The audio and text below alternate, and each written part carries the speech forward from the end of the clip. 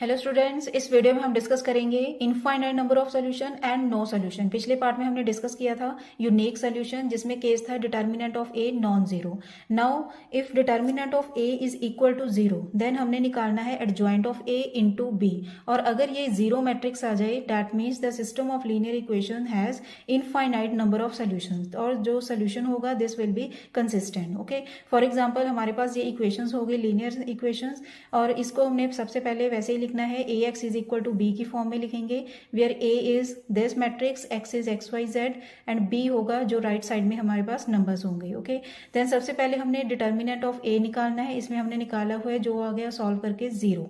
Okay, then हमने निकालना है adjoint of A. Adjoint of A को निकालेंगे, कोफैक्टर्स निकालेंगे पहले, देन एडजॉइंट ऑफ ए निकालेंगे। इसके लिए पहले वीडियोस बन चुकी हैं जिसमें है कि कोफैक्टर्स कैसे निकालने हैं एंड एडजॉइंट और इनवर्स को कैसे निकालना है। ओके, वहां जाकर आप देख सकते हैं उस वीडियोस को।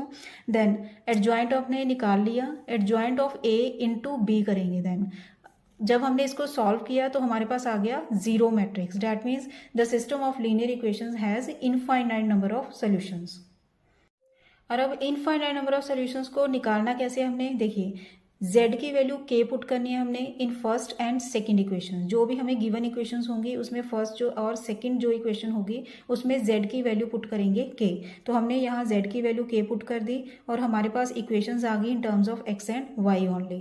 तो जैसे हम सिंपली सॉल्व करते हैं फॉर x एंड y, वैसे ही हमने सॉल्व करना है। तो इसको पहले हमने इलेमिनेट किया एक्सिस में, x इलेमिनेट करके हमारे पास y की वैल्यू आ गई in terms of k। Then हमने सेकेंडली y को इलेमिनेट किया by equating coefficients of y।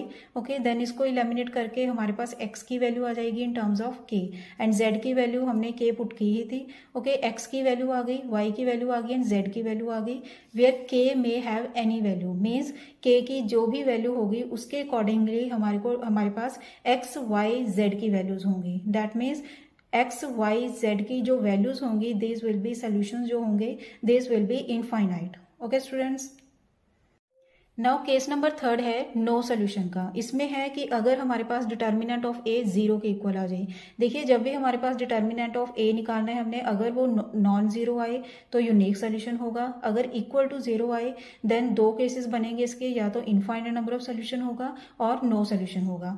अब इनफाइनाइट नंबर ऑफ सोल्यूशन के केस में adjoint of A into B zero matrix होगा, और अगर adjoint of A into B matrix अगर नॉन जीरो मैट्रिक्स आ गया then this will have no solution, और इस केस में हम सोल्यूशन को बोलेंगे इनकंसिस्टेंट सोल्यूशन। ओके, नाउ जैसे हमारे पास एग्जांपल है, ये इक्वेशंस गिवन है, तो ए मैट्रिक्स हमने निकाल लिया इसमें एंड बी है हमारे पास। जैसे भी हम लिखते हैं इसको, A x is equal to B where A is this and B is this, x जो होगा this will be x y z. Okay, तो पहले हमने निकाला डिटर्मिनेंट ऑफ ए, तो इसको जब हमने सॉल्व किया तो हमारे पास रिजल्ट आ गया zero. Okay, then adjoint of A into B निकालेंगे। पहले आपने वैसे ही निकालना है एडजॉइंट ऑफ ए डिटेल में। Adjoint of A into B जब हमने निकाला तो ये आ गया हमारे पास नॉन जीरो मैट्रिक्स। ओके, तो नॉट इक्वल टू जीरो आ गई क्योंकि इसके सभी एलिमेंट्स, तो that means this solution is inconsistent and has no solution.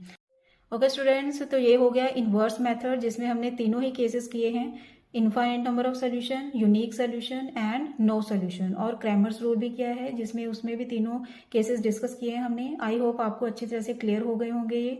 Thanks for watching, खुश रहिए, पॉजिटिव रहिए।